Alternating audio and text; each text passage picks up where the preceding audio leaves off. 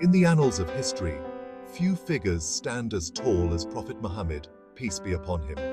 He is revered by Muslims worldwide as the final messenger of Allah. His life serves as a beacon of light, illuminating the principles of Islam.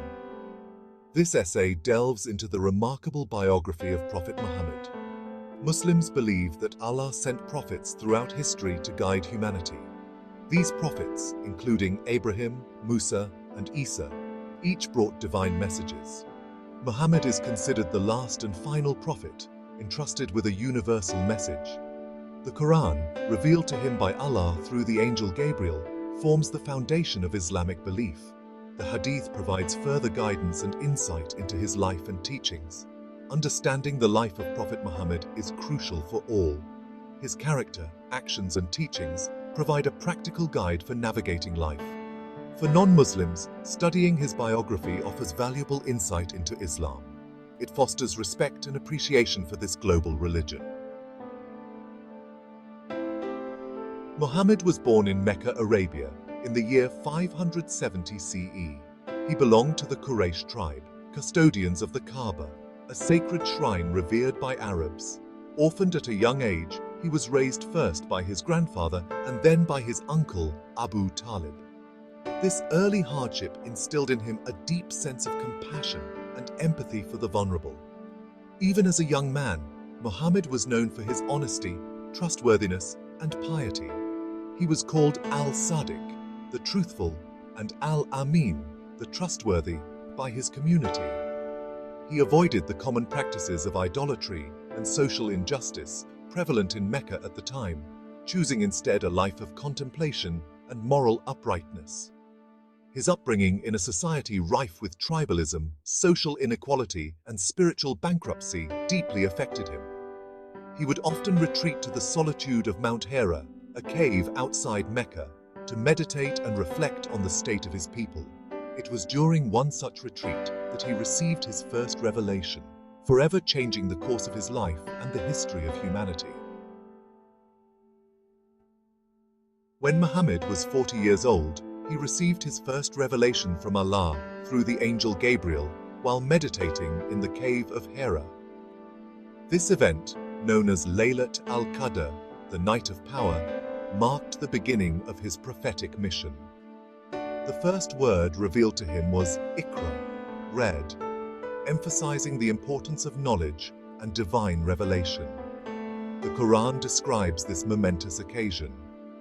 Read, in the name of your Lord, who has created all that exists. He has created man from a clot of congealed blood. Read, and your Lord is the most generous, who has taught the writing by the pen. He has taught man that which he knew not. Quran 96, 1-5. The revelations continued over a period of 23 years, forming the verses of the Quran. The messages were clear and profound. There is only one Lord, Allah, and Muhammad is his messenger. People must abandon idolatry, live a life of righteousness, and prepare for the day of judgment. The early years of Muhammad's prophethood were marked by intense opposition from the Meccan polytheists. His message of monotheism and social justice threatened their established beliefs and power structures. They ridiculed him, threatened him, and persecuted his followers, many of whom were slaves and people from the lower strata of society. Despite facing relentless persecution, Muhammad remained steadfast in his mission. He preached with unwavering conviction, inviting people to embrace Islam and worship the one true God. The Quran acknowledges the hardships faced by the early Muslims, and we certainly know that they, the polytheists, say, "It is only a human being who teaches him Muhammad." The tongue of the one they refer to is foreign, and this is in a clear Arabic language. Quran 16, 103. The Prophet's unwavering faith and resilience in the face of adversity is a testament to his unwavering belief in his divine mission. His steadfastness, even when facing ridicule and persecution, serves as an inspiration for Muslims to remain firm in their faith. even when confronted with challenges. As the persecution intensified, Muhammad received divine instruction to migrate from Mecca to Yathrib, a city some 250 miles north. This event, known as the Hijra, took place in 622 CE and marks the beginning of the Islamic calendar.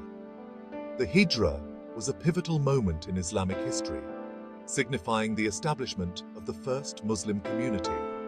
The Quran mentions the Hijra.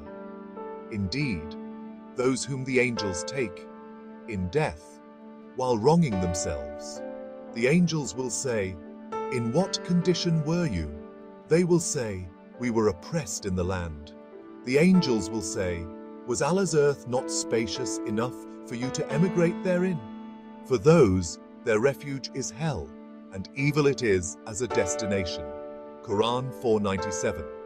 The people of Yathrib, later renamed Medina, welcomed Muhammad and his followers with open arms. The Hijra not only provided a safe haven for the nascent Muslim community, but also marked a turning point in the development of Islam, allowing it to flourish and spread its message of peace and submission to Allah. In Medina, Muhammad established the first Islamic state, built upon the foundations of justice, equality, and brotherhood. He established a constitution, the Charter of Medina, outlining the rights and responsibilities of all citizens, regardless of their faith. This document is considered one of the earliest examples of a written constitution and a testament to the Prophet's vision of a just and pluralistic society.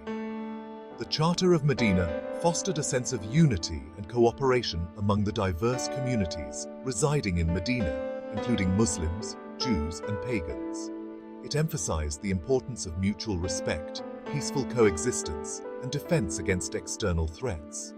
The Prophet's leadership in Medina extended beyond religious matters. He served as a judge, a mediator, and a political leader, resolving disputes, establishing laws, and leading the community with wisdom and compassion. The model of governance he established in Medina continues to inspire Muslim leaders and scholars today. Section 7. Battles and Treaties, Defending the Faith. The Meccans, threatened by the growing influence of Islam, launched several attacks on Medina. These battles were defensive, fought to protect the Muslim community and their right to practice their faith. The Quran permits fighting in self-defense. Permission to fight has been given to those who are being fought because they were wronged. Muhammad also negotiated treaties like the Treaty of Hudaybiyah to ensure peaceful coexistence. He always prioritized peace over conflict, opting for negotiation and reconciliation. Section 8. The Conquest of Mecca. A Triumphant Return. In 630 CE, 8 years after the Hijra, Muhammad returned to Mecca with a large number of his followers. The Meccans, realizing the futility of resistance, surrendered peacefully. The Prophet, in a remarkable display of forgiveness and magnanimity, pardoned his former persecutors, demonstrating the true spirit of Islam. The Quran describes the importance of forgiveness, and the retribution for an evil act is an evil one like it. But whoever pardons and makes reconciliation, his reward is due from Allah. Indeed, He does not like wrongdoers. Quran 42:40. The conquest of Mecca marked a turning point in the history of Arabia. The Kaaba was cleansed of idols, and Mecca became the spiritual center of Islam. The Prophet's act of forgiveness served as a powerful symbol of reconciliation and the transformative power of faith. Section 9. The Farewell Sermon, a Legacy for All Time. 2 months before his death, Muhammad delivered his farewell sermon during the annual pilgrimage to Mecca. This sermon, a profound articulation of Islamic principles, serves as his final testament and a timeless guide for Muslims. He emphasized the oneness of God, the importance of prayer, charity, and good conduct, and condemned racism, tribalism, and usury.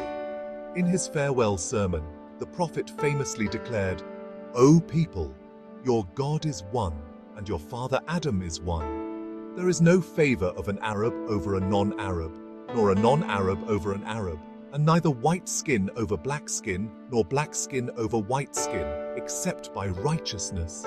Have I conveyed the message?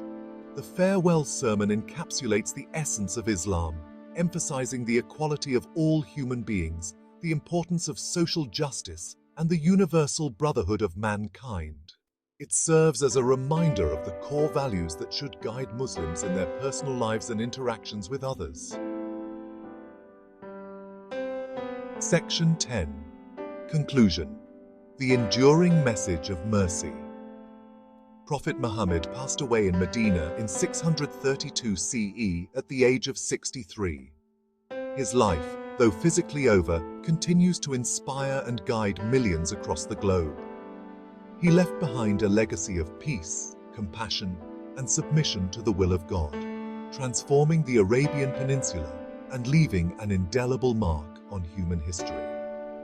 His message, enshrined in the Quran and exemplified through his life, transcends time and geography.